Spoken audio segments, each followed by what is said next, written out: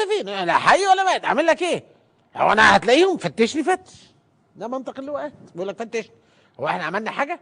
هو احنا اللي كشفنا على غشاء العذريه؟ فتح السيسي بذات نفسه اللي عمل الحكايه دي. بس طلع بعد كده قال لك المراه دي عندنا حاجه عظيمه جدا، وانت ما تعرفيش المراه، عمل لها كده وسبل عينيه وبعدين قال لهم الملائكه حاضرين هنا. امال ايه؟ ده منطق العسكر لما بيحكموا، مش بيحكموا عشان البلد، هو بيتصور انه هو البلد.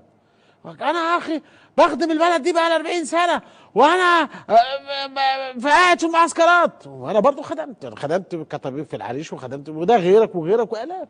والراجل المهندس اللي قاعد بتاع المحولات الكهربيه بياخد نبطشيه، والدكتور بياخد 4 نبطشيات عادي يعني، كلنا بنخدم. فكره اطفاء القداسه على مجموعه من البشر باعتبارهم ان دول حراس الوطنيه هي دي المصيبه. لا الاخوان حراس الوطنيه، ولا الليبراليين، ولا العسكر، ولا الكنيسه. المواطن في حد ذاته هو حارس بلده بس باختصار. بدليل هو بيروح يخدم في الجيش ويطلع من الجيش، انما يخدم في الجيش ويتمرمط في الجيش، وبعدين تلاقي الضابط اللي كان قائد السريه بتاعته قاعد يا عيني حاطط فارش على الارض وبيبيع عسل وبيض وجبنه. كل من بيض الجيش يا معلم وغمس بالجبنه. ده مسخره يعني. انت اول مره في تاريخ مصر يتم بهدله العسكريه المصريه. الرجل ده بوظ الدنيا، هو بيفكك الجيش. يعني انت فاهم ان انا متضايق من الجيش؟ مش متضايق من الجيش. هو لما ياخدك حضرتك بعد ما تاخد دورات عسكريه واركان حرب وبعدين تبقى رئيس سلاح الكيك، او تقابل سياده العقيد اللي ماسك الافراح وحجز الافراح ويقول لك عندي 3 عروض ليك في العيد. العرض الاول القاعه ام 500 ومعايا راقصه درجه اولى ومعاها 2 مطربين، وعرض الثاني راقصه درجه ثانيه ومعاها 2 مطربين شربان. ده الراجل ده بتاع العسكريه اللي اتخرج من الكليه الحربيه؟ مش انا اللي بقول. اوعى تكون فاهم ان انا اللي بخترع الحكايه دي، ده انت لسه هتشوف.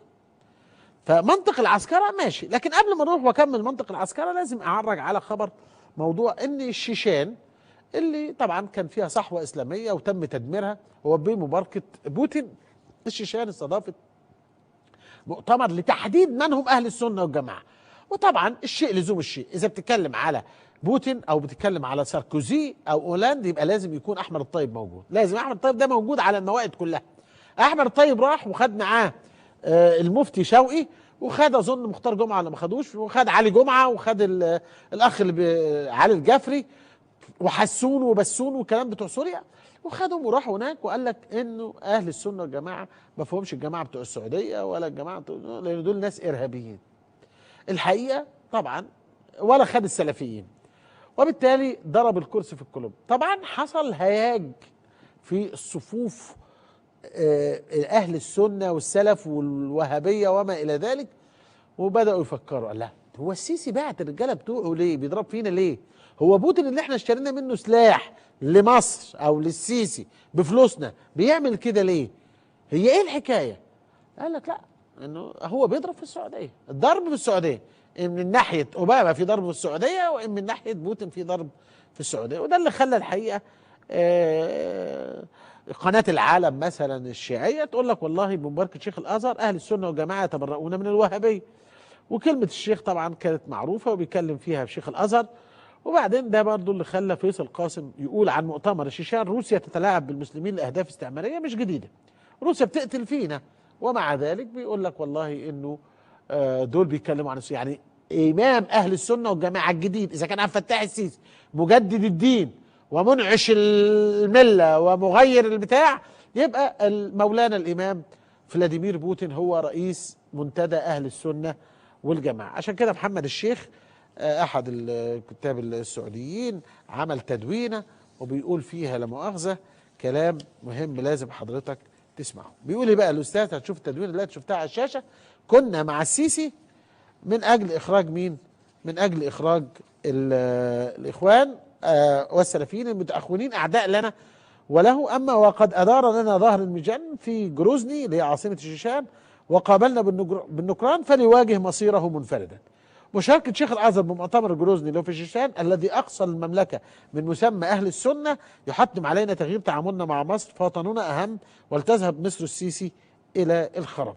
طبعا يعني لازم كل واحد الحقيقة يعني طبعا انا باكلك وبشربك وببعت لك دولارات وبشتري منك مش عارف ايه، وبعدين في الاخر تضرب فيا. انت عارف ان السعوديه عايشه على فكره انها يعني هي مسؤوله اهل السنه، يعني الفكره اللي تسوق يعني.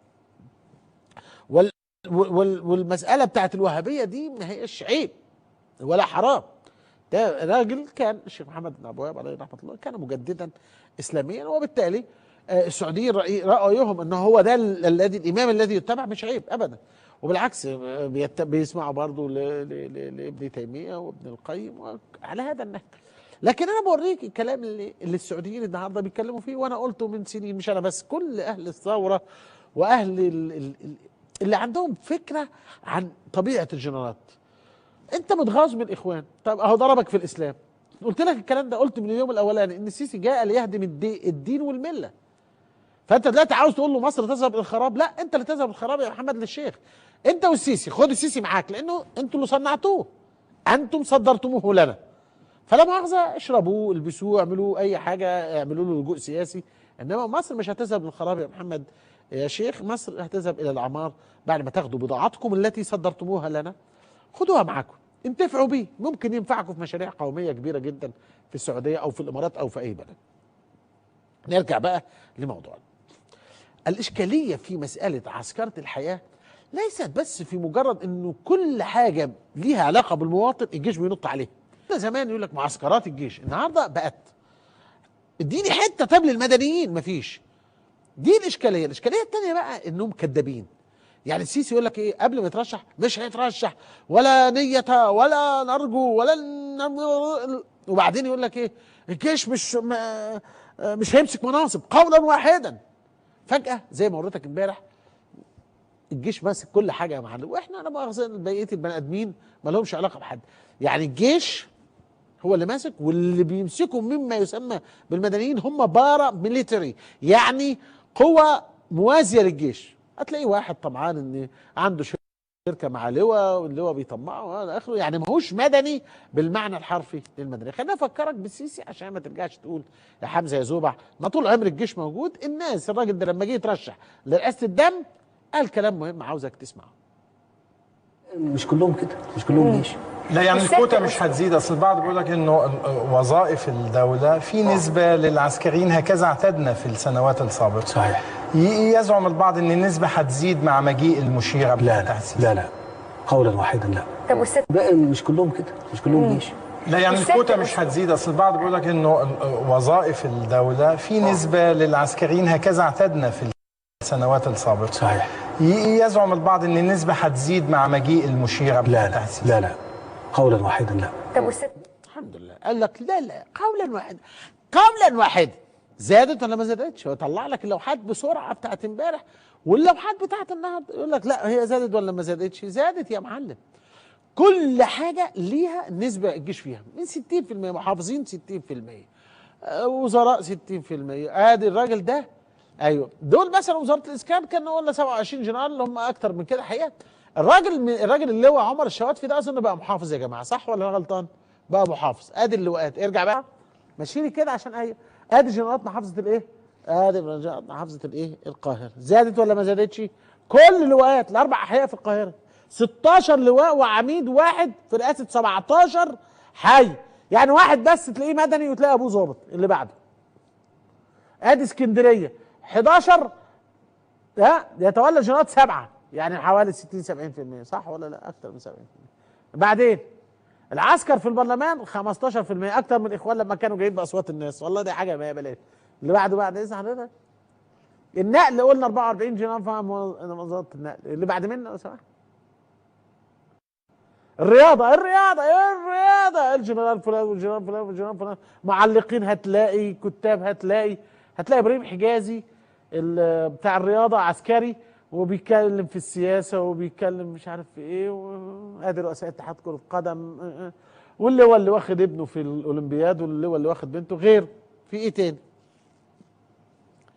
ادي المحافظين اللهم صل على النبي 16 من 26. لو انت بتقسم هيطلعوا اكتر من 60%. 60 6 في 7 ب 42 و6 في 2 ب 12 و4 16 70%.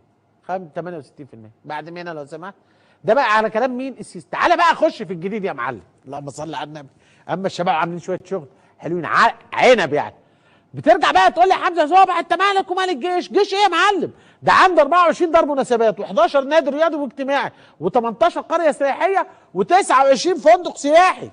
تيجي لي بالكاميرا دي والنبي عشان اكلم البني ادمين بتوعنا والناس الطيبين اللي فاهمين ان انا غلطان. بص يا ريس، الارقام اللي حضرتك شفتها دي مش انا اللي بخترعها، دي مش اشاعات. ده الجيش عنده 30 فندق. قول لي اي رجل اعمال عنده كام فندق؟ الدوله عندها كام فندق؟ ونادي رياضي 11، بيقول لك 11 نادي واجتماعي و18 قريه سياحيه. يعني حضرتك تروح النادي تلاقي سياده اللواء، القريه السياحيه هات الشماسي يا ولا دق الشماسي، دق الشماسي، سياده اللواء هو اللي ماسك دق الشماسي. صاله الافراح عدي على سياده اللواء او سياده العميد، او خلي محمد باشا اللي هو العقيد محمد هو اللي ايه يحجز لك يا باشا الفندق يا باشا ويجيب لك الرقاصه. مش انا اللي بقول كده، مش انا اللي بخترع، مش انا ده، دي الادارات الناس شغاله. اللي انت بتقول لي ده بيحمي الوطن، مش فاهم بيحمي الوطن ازاي، ومشغل عساكر ومشغل ضباط ومشغل ناس في الكلام اللي حضرتك شايفه على الشاشه قدام. دار مناسبات يعني ايه لا مؤاخذه؟ عزا اديها، مسجد طنطاوي، مسجد معرفش مين، مسجد معرفش مين، قدامك انت المسائل واضحه جدا وبين. 24 دار مناسبات، تعدي في عزا تدفع، تعدي في فرح تدفع، عاوز تنافس على الدوري خد حرس الحدود، خد نادي الانتاج الحربي. سياده اللواء ما اعرفش مين كانوا جايبينه امبارح ولا اول على التلفزيون بيقول لك الحمد لله احنا الفريق. بص بقى، بص عقل اللواء حاجه عظيمه جدا. بيقول له يا فندم انتوا دخلتوا في المربع الذهبي باين او نمره 4، ده كان طموحك؟ قال له ابدا، انا طموحي ان انا كنت اطلع 13 ل 14. ده يا راجل ده اللي هيخطط لمصر يا جماعه، طموحه يطلع ل 14 بس بقدره قادر بقى الرابع. مفيش كده، في فاريشن بيبقى 5 10%. لما تقول لي مثلا انا كنت مخطط السادس وطلعت الخامس معقول، انما كنت مخطط تبقى 14 طلعت الرابع، تبقى انت لا مؤاخذه يعني معلش سجق يعني، مش يعني ما تفكرش ان دي شطاره منك. دي مثلا على سبيل المثال. طبعا وريتك الايه انت عندك حطيت لنا اللوحه بتاعت النوادي وفنادق القطب. الهيصه دي كلها اللي حضرتك شايفها دي كلها، لا لا لا لا سيبنا شويه، الهيصه دي كلها معفيه من الضرايب. وري لي يا عم اللوحه، قرار. دول ما بيدفعوش ضرايب، تبيع كيك، تبيع خضار، تبيع تعمل افراح، ما بتدفعش ضرايب للدوله. اهو كام بقى، كام ده بيقول لك قد ايه ده؟ كام منشاه يا معلم؟ 574 منشاه معفيه من الضرايب العقاريه. طب بتفرض ضريبه على مين؟ على الغلبان. على الغلبان اللي مش لاقي ياكل يا ابني. مين اللي بيدفع الضريبه للجيش وبيدفع الضريبه للشرطه وبيدفع الضريبه للقضاء؟ انت وانا الغلبان. طيب ما تخليك وطني زينا وتدفع ضريبه. انت بتدفع الضريبه على 600 منشاه عسكريه ما بتدفعش عليها ضريبه عقاريه، وفي الغالب ما بينهمش جمارك، وفي الغالب ما بيدفعوش ضريبه على منتجاتهم. يعني انت لما تروح تسهر ليله في فندق الماسه مثلا، يا ريت الشباب يجيبوا لنا او فندق تريامف ما اعرفش ايه، بالليل راس السنه او شم نسيم زي اي مواطن عاوز شم نسيم، وتلاقي المطربه صفينار ونلاقي الناس دي مش هتدفع 13% الضريبه للمضافه. يعني انت لو في ما الله ايه يا عم الجمال ده؟ ده بتاع راس السنه بتاع 2016 صح ولا لا؟ ما تحطها لي هنا كده عشان ما بشوفش من بعيد لا مؤاخذه. اهي كريستال بالاس، ده فين يا معلم؟ دار الاسلحه والذخيره. الله، كريستال بالاس. المطرب حماده الليثي وفرقه ليلي للفنون الشعبيه والاستعراضيه، والراقصه غزال، المطرب نور، المطربه نور، والمطرب هيثم. سعر التذكره كام يا معلم؟ 100 جنيه و125. ده فين يا استاذ؟ برضه مش حمزه زوبع اللي بيقول كده. ده فين؟ دار ايه؟ دار الاسلحه والذخيره يا ولا. طب ما تسميها دار الترفيه، انا موافق، خلي في مؤسسه اسمها المؤسسه العسكريه الترفيهيه. ده برضه هو اللي بيعمله مش انا.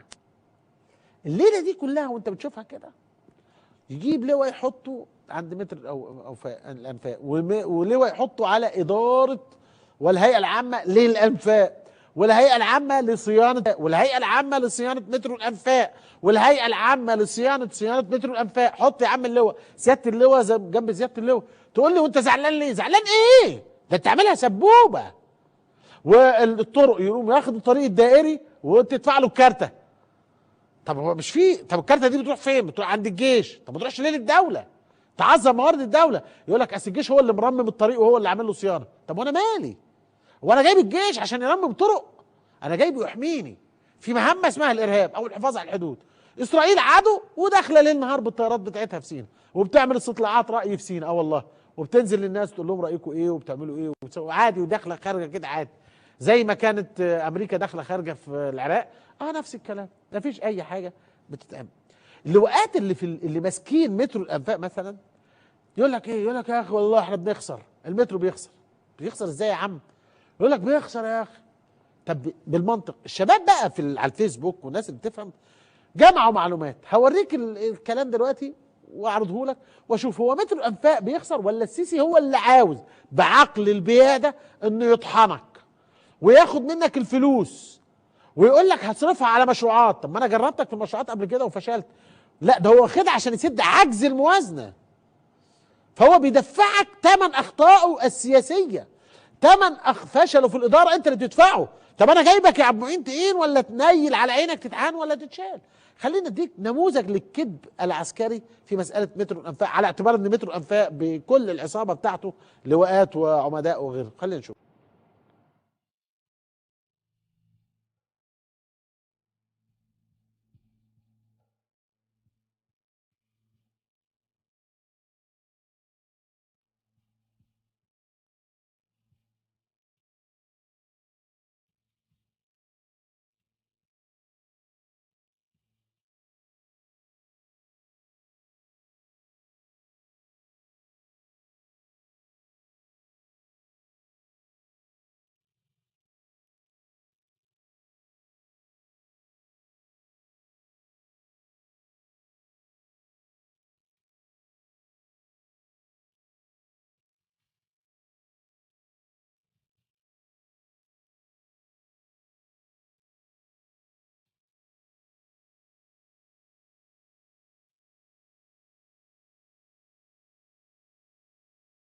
يعني المترو بيكسب بكل المعايير، بيكسب. انت بلد فيها كثافه سكانيه، انت مش بلد فيها 100,000 ساكن. انت بتتكلم على ملايين بيركبوه. بيقول لك حسب الاحصاء بتاعهم 4 مليون بيركبوه في اليوم.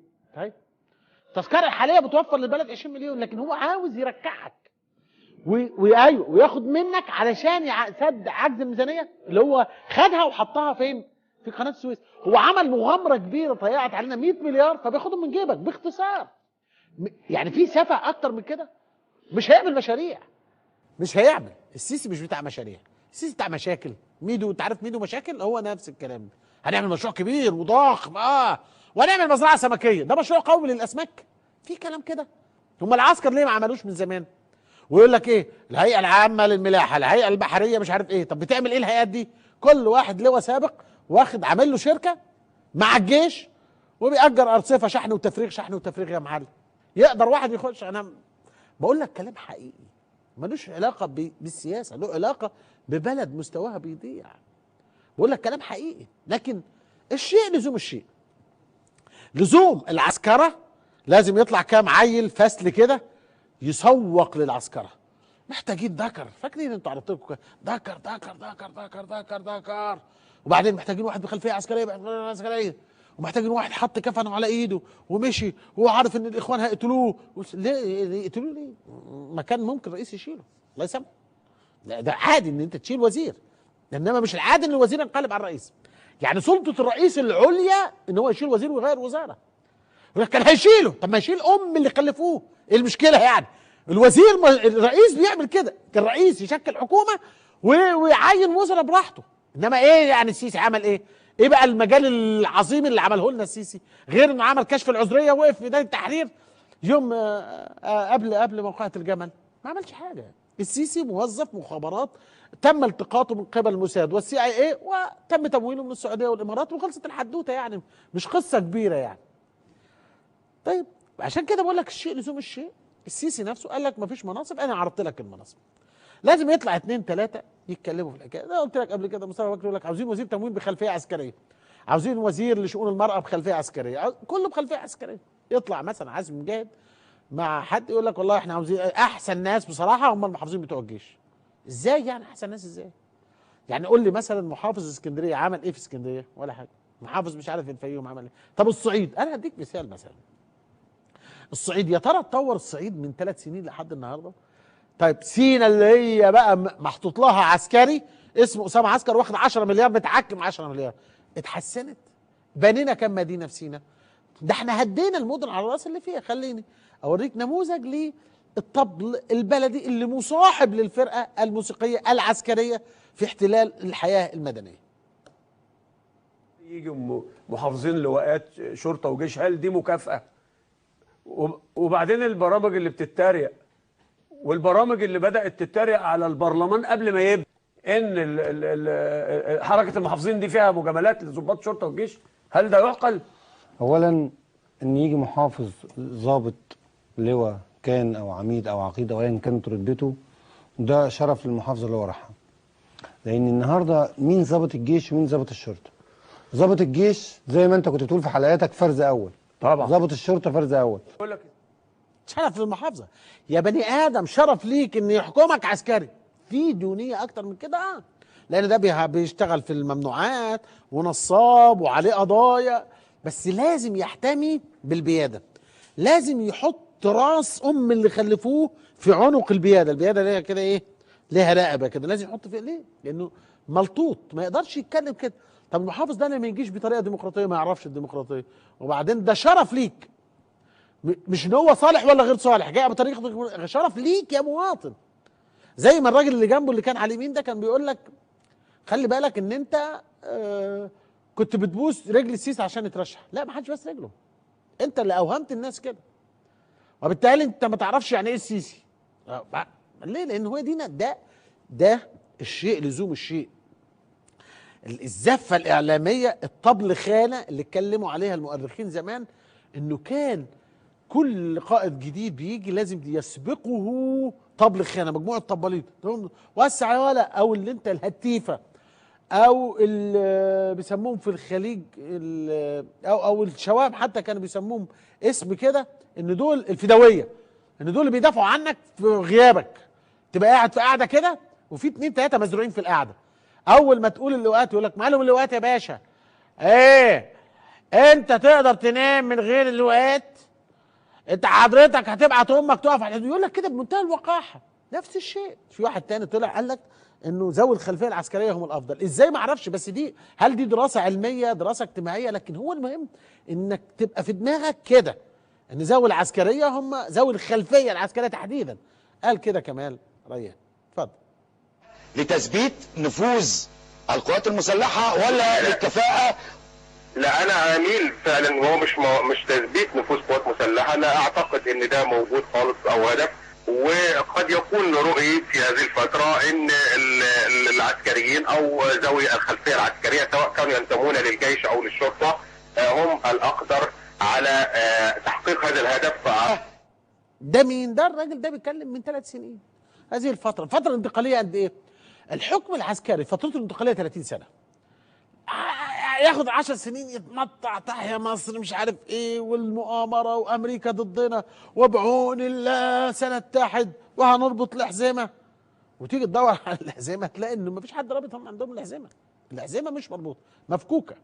ويجي في ال10 الثانيه يقول لك هنعمل انتخابات بس خلي بتوع امن الدوله يشرفوا عليها بقى، وندي بقى للناس الشعب كده 5 6%. وفي الثالث سنه 30 ال10 الثالثه من ال30 سنه يكون الواد كبر وتم تلميعه، وقدمناه بقى من خلال منى الشاذلي الجديده ولميس الحديد الجديده وعمرو اديب واحمد شوبير الجديد اللي هيطلع ويقول له يا فندم جيمي امل الشباب، الرجل الذي نحبه ويحبنا.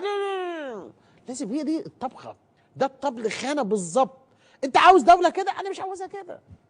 تقول لي اصل ده سلو بلدنا، لا، كان في سلو لبلدنا غير كده، كان في سلو لبلدنا غير كده، وفي سلو لبلاد اتدشدشت في حروب عالميه وانهارت. العالم الغربي الاوروبي دخل في حروب عالميه اولى وثانيه وبعدين طلعوا بني ادمين.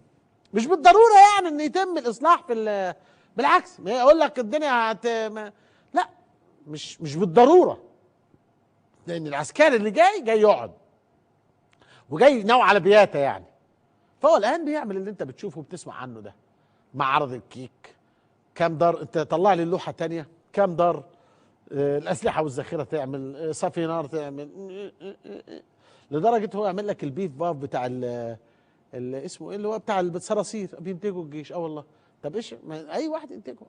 انا كان في مصانع في شبرا الخيمه بتنتج البتروكيميكالز اهو. كام دار مناسبات يا معلم؟ ادي 14، 29 فندق سياحي ونادي رياضي وادي قريه سياحيه. يعني حضرتك بتروح الشط هتلاقي مثلا اللي بيدخلك على الشط سياده اللواء او سياده العميد، معاك الكارنيه، لا معاك الكارنيه يا باشا، اتفضل يا باشا، اتفضل يا باشا. طب انت علاقتك ايه بالشط؟ نازل حاجه ساعه للبيوات، ده يطلع عميد. طب دي اهانه للجيش، دي اهانه. ما تبقاش اي حته قاعد يعرضك على الطريق كمين شرطه وكمين جيش بعد كده. ده جزء من اللي احنا، مش بس كده، الجيش كمان ما شاء الله مش مكتفي بالحكايه دي، بدأ يشتغل في المدارس. ده مدارس يا ابني، مدرسة بدر الدولية. ايه مدرسة بدر الدولية دي؟ معرفش، بس هو مدرسة سيادة اللواء، ايه يا عم في ايه؟ افتح مدرسة بدر السويس. والله حاجة مفخرة. مدرسة بدر، المستشفى الدولي، مركز الطب العالمي، كل حاجة هتلاقيه موجود في اي حاجة. طب ايه علاقته بالعملية التعليمية؟ استثمارات يا باشا، بيغطي تكاليفه، الواد بيصرف على نفسه. طب وانت مالك ومن المسألة دي؟ اقعد محترم واحنا نجيب لك الفلوس. لا ده بيقول لك والله وزارة الانتاج الحربي بتشرف على منظومة الايه، الدعم، 3 في 1، تزرع وتقلع وتنتج. وبعدين يقول لك مصنع من المصانع الحربية في اظن عين شمس، اذا انا مش متأكد، حد بعت لي رسالة النهارده بيتكلم على فكرة ايه، انه هذا المصنع بيقوم تحول من مصنع انتاج حربي الى بياخد مقاولات ترميم. والله واخد مقاولة ترميم احد المتاحف. حاجة يعني شغل ايدك يا اسطى انت وهو، ايه يا ست اللواء عاوزين فلوس ليه يا عم؟ ما عندناش فلوس. انا اوفر لك الفلوس، انا الشعب اوفر لك الفلوس وانت ما تجيش ناحيتي. انما ترميم يقول لك ايه، ترميم يعني هنبني كمان مش عارف سطرين محر نعمل، بيعملها مصنع حربي. امال فين الانتاج الحربي؟ سيبك من المكرونه والحلل وكان فين الانتاج الحربي؟ ده جزء اخر. تعالى بقى كمان خش على مساله الهبش. انا مش ضد ان اي حد عسكري يطلع معاش ياخد حقه، ولا قاضي ولا ضابط ولا دكتور. يقول لك انتوا معاشات الناس بتدي معاش وكيل وزاره 750 جنيه، بيطلع ضابط معاش بياخد قاضي بياخد وصناديق بقى وبياخد من جيبي انا كمان. لا ده عندك الاوسمه نفسها بيدفع عليها فلوس. ولذلك في المؤسسات العسكريه بيعمل ايه؟ بيجي على عميد طالع يديله وسام، وده يدي البعض، وزع على اخوك حبيبك، على العميد ياخد فلان قد يكون مستحق وقد لا يكون مستحق، بس اديله وسام. الوسام ده بيصرف عليه معاش استثنائي شهري من 100,000 50,000 100,000. ادي ابو جلامبو اللي هو طنطاوي نفسه حسب ما وصل لي من مصدر يعني اهو بيقول لك الديب فاروق، اسمه ايه الديب اللي كان بيدافع عن مبارك، لما بيسألوه هو جاب فلوس منين قال لك ده معاش مبارك 75,000 جنيه يعني لمدة 30 سنة، يعني يبني 100 فيلا. وبعدين بيقول لك كان معاشه الشهري 75,000 جنيه. ليه بقى جت منين الحكاية دي؟ جت من الناشين، اديله نشان ياخد عليه. بيقول لك طنطاوي بياخد 350,000 جنيه، وحد يكذبني، حد يطلع يكذبني، نظير الناشين بس. طب يعني نص مليون جنيه فكه والله، وخدم مصر خدمه عظيمه جدا، وهو اللي جاب السيسي. طب بتاخدهم بناء على ايه؟ بينما رئيس الدوله الحقيقي كان قاعد في شقه ايجار. ده بس بديك فكره، العقل العسكري هو عقل انتهازي في هذه الفتره وما قبلها، وهو عقل استفزازي في هذه الفتره وما قبلها. العقل العسكري لا يصلح لشيء لانه ما عندوش معركه عسكريه. وانا مش عاوز يكون، انا عاوز العالم يكون فيه كله سلام، بس انت حولت البندقيه من بره حولتها عليا انا، فقتلتني وجبت ظباطك يقتلوني، وحولتهم من ظباط يحمي الحدود الى ظباط يقتلوا الناس. وماشي انت مفكر ان المساله هتعدي والناس هتنسى. وانا اديتك المثال بتاع خورخي فيديلا اللي الرئيس الارجنتيني الاسبق اللي اتحاكم في يوم من الايام، وفي ناس خدت اعدامات اليومين دول سنهم 90 سنه و80 سنه، مش هتعيش عيشه هنيه ابدا. ومبارك مش هيعيش عيشه هنيه. يمكن تكون الايات اللي ربنا بيوريها لنا في هذا الكلام. طيب احنا اتكلمنا عن المساله دي، الصحافه العالميه نفسها كتبت في هذا الامر، ودي فيلت الالمانيه قالت ان الجيش هو القوه الاقتصاديه الحقيقيه في مصر، يعني ما فيش اقتصاد في البلد. طيب تقول لي دي حاجه تفرح؟ اقول لك لا، هي ما تفرحش قوي يعني، هي ما تفرحش، هي ما تفرحش على الاطلاق. ده مش النهارده، ده كلام قديم وجديد وكل يوم بيتعاد وبنكرره. طيب خليني اوريك جزء من تعليقنا في يوم من الايام على، طبعا غني عن التعريف ان انت تشوف البوستر بتاع الكحك والبسكويت، يعني الشباب ممكن يطلعوه عشان كمان العيد، كل سنه وانتم طيبين. كحك وبسكويت ماشي، معقول، معقوله سياده العميد سياده العقيد واقف يعني يبيع كحك وبسكويت العيد. ده ايه يا باشا؟ ده هو ده؟ دي قائمه الاسعار مش كده ولا انا غلطان؟ حد معانا ولا نقول الو؟ طيب اهو حطها بقى، بقول قائمه اسعار المصنع لشهر رمضان. الحمد لله، كعك ملبن ب 25 جنيه، كعك ايه عجوه ب 25 جنيه، كحك بندق 40، كحك عين جمل، كحك ساده. دي دار ايه يا معلم؟ دار الاسلحه والذخيره، مش دار زوبع. مش انا اللي بقول يعني، خلي بالك، دار الاسلحه والذخيره بتبيع كحك حلو جميل كويس بيخفف على المواطن. لا هو بياخد. امال العبد يعمل ايه؟ ولا الدمياطي ولا يعملوا ايه؟ الناس دي تقفل. لما حضرتك تشتغل في الازرق ده انا هديك المفاجاه دلوقتي. وصل الامر انه هذا الجيش العظيم او هذه الجنرالات العظيمه ودار الاسلحه والذخيره بالذات بتقدم خدمه عظيمه جدا لنساء مصر. خدمه عظيمه ما حصلتش في التاريخ، مش اكل ولا شرب، لا لا لا. جيش يا جماعه، الناس دي يا جماعه خارقه للطبيعه، تجاوزت حدود الزمن. انت عارف بيعملوا ايه؟ بيعملوا خدمه كوافير. الله عليك، الله عليك يا حبيب والديك، اديني اكتر. كوافير دار الاسلحه، دي صفحتهم يا جماعه، مش احنا اللي حاطينها، دي الصفحه يا معلم. وده الراجل المصمم بيجي يظبط الدنيا. هات لي بقى الادمن بتاع الصفحه دي لو عندنا، صح ولا مش عندنا؟ مش كده يا شباب؟ عندنا. طلع انه راجل ظابط. الله الله الله، يا دي الليله اللي مش معديه، ده طلع ظابط اسمه احمد سليم. الله الله الله الله، ويبدو ان هو اللي تحت ده بس مربي دقنه بقى وطلعوه ايه يشتغل. مش عارف ايه يا جدعان، درس في الاكاديميه العربيه للعلوم والتكنولوجيا. هو اونر لدى، بس هو ظابط اهو، مش انا ظابط بحري. بس قال لك ايه، ممكن تقول لي ساعتها اصل هو مأجر مكان من الجيش، ماشي موافق، بس يعني هو طب ما يسموها اي حاجه، ما يسموه كوافير ابو العلا او لولا او حيلة امه، انما هو بيديك انطباع بانه الدنيا هي كده. بكره زي ما قلت لك الفيف باف والمش عارف ايه ورنيش هتلاقيه من عندهم، وحاجات كتير. الميه طبعا اللي بيجيبوها وبيسيطروا عليها تعبى في ازايز، والهواء هيتعبى في ازايز يطلعوا تلج. طيب المجتمع العادي يعمل ايه؟ المجتمع العادي المواطن اللي عنده سافر مثلا الخليج ورجع يعمل مشروع هيعمله فين؟ وهذه حيره دلوقتي. البلد ما فيش فيها اقتصاد، وبالتالي مهما تصب فيها في فلوس انت ما عندكش خطه للنهوض بالاقتصاد. انت عندك خطه للسيطره على الاقتصاد بزعمك، لانه هوفر الاسعار عماله تغلى والدولار عمال يرتفع ومفيش حاجه بتنزل. طب في حاجه غلط. الغلط انك بتحط ميه في جردل مخروم. ده الجردل المخروم. خلينا افكرك بجزء من حلقه قديمه في 8 ابريل 2015. ده بيقول لك حتى صفيناز الراقصه المرموقه، ايوه هترقص في شم النسيم. فين؟ في بورسعيد. فين تحديدا؟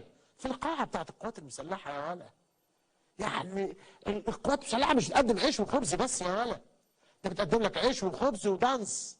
عارف يا دانس؟ الو يا دانس؟ اهو احنا عالم الدانس. بلد مش لاقيه تاكل بس رقصني يا جدع على 1:30. ما عنده هي فرقه جوقه. ده بيقول لك حتى صفيناز الراقصه المرموقه، ايوه هترقص في شم النسيم. فين؟ في بورسعيد. فين تحديدا؟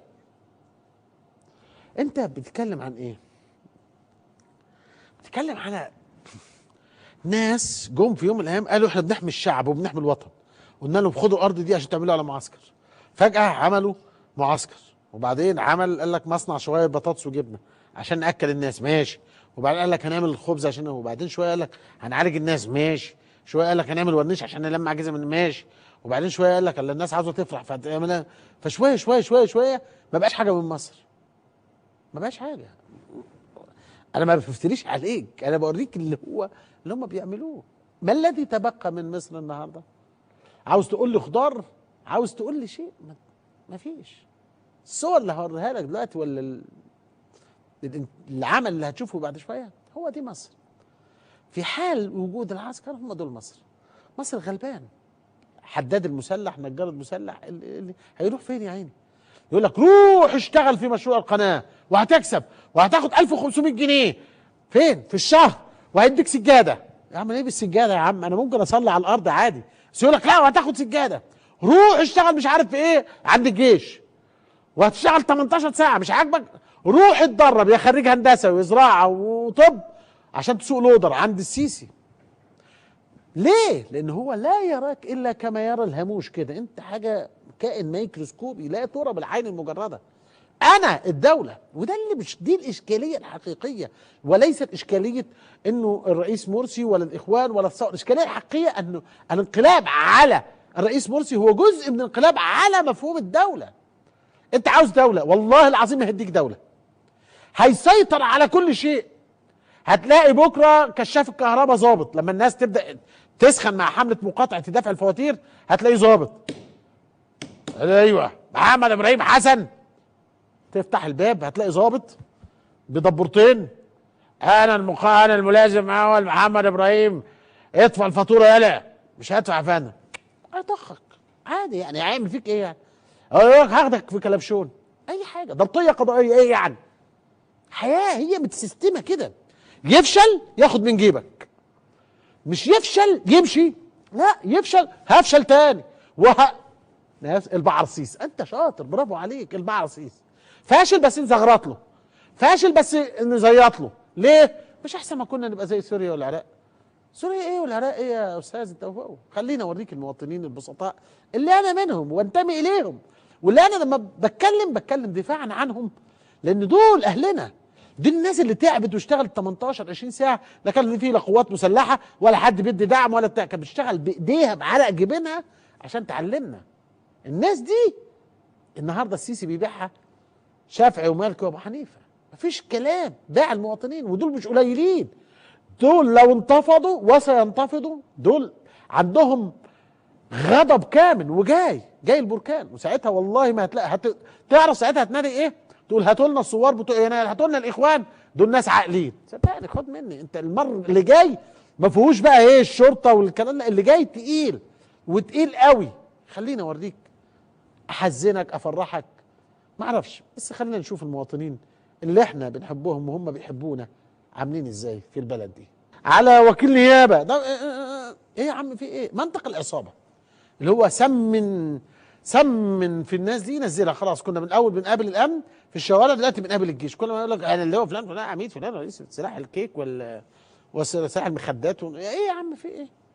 تخليك قاعد بقيمتك، احتفظ بكرامتك. هتاخد كام يعني؟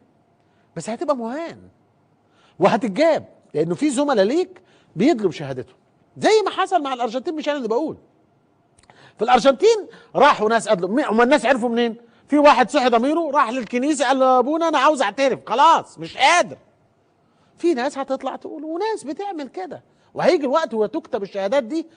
وزي ما كنت بسمع النهارده حد من الناس المحللين ذوي الراي الرصين بيقول ان حجم الفساد والدمار الذي احدثه عبد الفتاح السيسي في مصر ما نراه هو قشره لا يتجاوز 5 إلى 10%. الخراب الحقيقي مش هيبان الا بعد الراجل ده ما يمشي، سواء بقى مشي بارادته، مشي باراده الامارات، باراده امريكا السعوديه، او مشي باراده الشعب. وساعتها مش هيبقى السيسي لوحده، بس عشان نبقى متفقين. تتكلم في نفس الوقت وفي نفس التوقيت اللي المواطنين الغلابه دول مش لاقيين ياكلوا، والواد راح خد اخوه عشان يعالجه في ايطاليا، واتدخلت الخارجيه وكذبت الخارجيه. مفيش حد يقدر يوصل مع الخارجيه، ولا حد يقدر يوصل لمستشفى السرطان. في نظام معقد عشان تستفيد من مستشفى السرطان برضه، بس احنا بنقول خليها تعدي. وعندي قصص فيها كتير. يعني في يوم من الايام كان مسؤولين مستشفى السرطان بيزوروني في بيتي في الكويت واكرمناهم. وفي يوم من الايام قال لهم، طرح احد الاساتذه الكرام، احد اساتذتي الدكتور بدر الدين غازي عليه رحمه الله، قال لهم سؤال واضح وصريح: هل لديكم نظاما شفافا لتعرضوا على الراي العام حجم اللي جمعتوه حجم اللي انفقتوه؟ كانت الاجابه امتعاضه كده، يعني انت بتشكك فينا ولسه الايام حبلى. الجيش اللي بيلفظ هؤلاء الناس الحدادين النجارين الحلاقين الميكانيكيه الترزيه وبيعملوا معامله مهينه تصل الى حد انه السيد وهم العبيد. ده مش بيعمل مع دول بس، بيعمل مع الدكاتره والمهندسين وغيرهم. بيفتح مستشفياته لعلاج الرقاصات والفنانات. والله يعني غادة ابراهيم اللي مسكوها في قضيه الدعاره المعروفه اللي طلعت منها براءه وطلعت مع خالد صلاح، قالت له هو انا عشان جبت سيره الهام اهي نقلها للقوات المسلحه بالمعادي. سلم لي على نفسك بقى. ما دي اللي وقفت مع فتاح السيسي. يسري فوده نقلوه برضه مستشفى، مش عارف الفنان الكبير العظيم قدم ايه لمصر، كان بيطلع بدور تافه برضه نقلوه على المستشفى القوات المسلحه. كل الجوقه لازم تتعالج على حساب القوات، انما الشعب لا. اوعى تفكر انك تتعالج على حساب القوات. ويطلع واحد زي ابراهيم حجازي بكره احكي لكم قصته يقول لك احنا مصر عظيمه، احنا احسن من امريكا في علاج مرض فيروس سي. وقال لك في مجله اسمها ايه لانست ومعروفه، امال ايه دي لانست، وقايله ان احنا احسن من امريكا. طبعا احنا جبنا المجله وبكره هنعرضها لكم. شعار كذب صراح. الشعب مش لاقي حاجه فيقوم يجي وزير الصحه اللي انا قلت لكم القصه بتاعته قال لك احسن حاجه تغري السيسي ايه؟ نقول له ان احنا ما عندناش اصلا فيروس سي. يعني احنا عندنا مشكله ليه؟ عبعاط يجي ليه؟ عشان عندنا مشكله اسمها فيروس سي. فجأة وزير الصحه قال لك بالعكس احنا ما عندناش فيروس سي. يعني فيقوم الراجل يقول لك الحمد لله عالجنا فيروس سي. ابراهيم حجازي بيقول لك احنا عندنا 30 قريه في مصر كامله 30 ما فيهاش فيروس سي. طب انت عارف احنا عندنا كام قريه يا مواطن؟ 4500.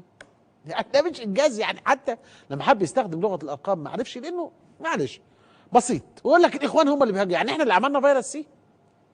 طيب احنا اللي عملنا فيروس سي، واحنا اللي جبنا الحيتان حطيناها في البحر، واحنا اللي عملنا اتفاقيه سد النهضه، واحنا اللي وقعنا الطياره، واحنا اللي وقعنا السياح، واحنا اللي عملنا الانقلاب، واحنا اللي قتلنا نفسنا في رابعه. احنا جبارين قوي على فكره. يعني ما تفكرش الاخوان دول سهلين. واحنا اللي هنرجع للحكم زي ما بيقول محمد ابو الغار. مش معقول احنا بنعمل ده كله في نفس الوقت. يعني حنانيك يا فضيله المرشد، والراجل في ورا القضبان ربنا يفك اسره، ومكتب الارشاد كله والمكاتب، والاخوان لسه بيعملوا ده كله. ده حاجه خارقه للعاده الحقيقه. يعني ظاهره تستحق النظر. يعني الحقيقه ان التهمه التي وجهها فتاح السيسي للاخوان بانهم ارادوا الاستحواذ على الدوله هي التهمه التي فعلها فتاح السيسي حينما استحوذ على الدوله بجنرالاته ولواءاته وعمدائه وعقدائه ولم يترك فيها شبرا. اذا واحده بتبيع جرجير قاعده على الرصيف بيجي الضابط يشيلها. اذا جيش فاتح منفذ على الرصيف بيبيع عادي زيك زيه. يقول لك للتخفيف عن اعباء المواطنين. بقى مرض ايه؟ هو كيلو اللحمه بقى بكام؟ غالي ولا رخص؟ ها؟ ويقول لك السيسي يجتمع بالفريق ويقول لهم لازم الاسعار تنزل. تنزل منين يعني؟ يعني انت فاكر الضابط اللي هناك ده هيذبح العساكر ويقول لك عندنا لحمه يا ريس؟ اللحمه دي محتاجه فلوس. وانت ما بتبنيش مزارع، انت بتبني حاجات تانية، بتبني قنوات وانفاق وكلام من ده. هيجيب لك لحمه منين؟ عاوزين لحمه من السودان. طب ما اللحمه محتاجه دولارات، والدولارات انت حاططها في اللودارات اللي عملت قناه الفنكوش واستقال بسببها هشام رامز. هجيب لك لحمه منين انا؟ يقول لك اللحمه ب 40 جنيه. هي ايه ب 40 جنيه يا ولدي؟ ما فيش ب 40 جنيه. ومش عارف. طب سيبك من اللحمه. طب الطماطم بكام؟ طب الخضار بكام؟ طب البتاع. طب فين الجيش في المساله دي؟ هنزرع 1.5 مليون اوعى تنسى. واحد من المذيعين بيقول لك ايه السيسي زرع 1.5 مليون كانه زرعهم فعلا. كانه زرعهم فعلا. كان انت بتتكلم على انه خلاص حصل، مع انه احنا لسه بنتكلم في 10,000 فدان ومش عارفين اتزرعوا. ولا نصبايا زي العاده. اشوفكم بكره ان شاء الله في امان الله.